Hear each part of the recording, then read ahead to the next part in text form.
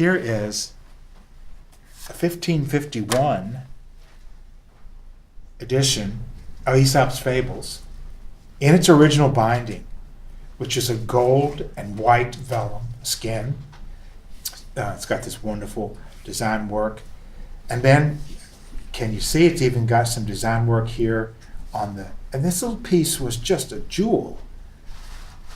This, oftentimes, it's recorded in here is the provenance of the history. So we know that at some point, this is 1551, at some point, Edward Watts owned this piece in 1662. So then you get to the title page. This is the printer's device. And you see that Thomas Reed owned this in 1776. Well, this is where, when I first started this profession 40 years ago, I didn't have this advantage. I would have wondered about Thomas Reed, and I would have said, oh my gosh, who was Thomas Reed?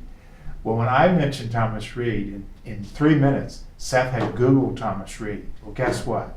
Thomas Reed is a noted Scottish scholar, University of Glasgow, Scotland. There's not only a brief description of him and his career, but there is a portrait of him. We are able, through modern technology, to immediately connect with one of the owners of this little piece of Aesop's Fables. This man taught ethics. And of course, Aesop's Fables were moral tales.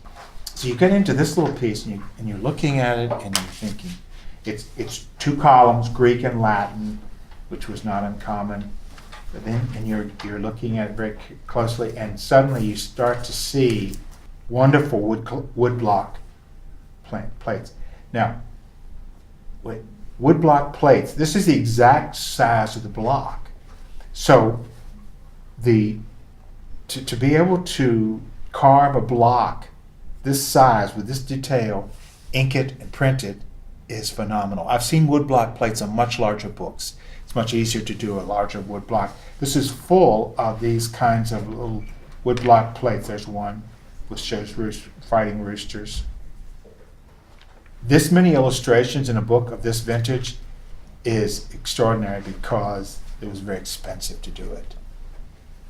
This likely was a piece that was done and bound specifically for somebody with some substantial bit of resources. And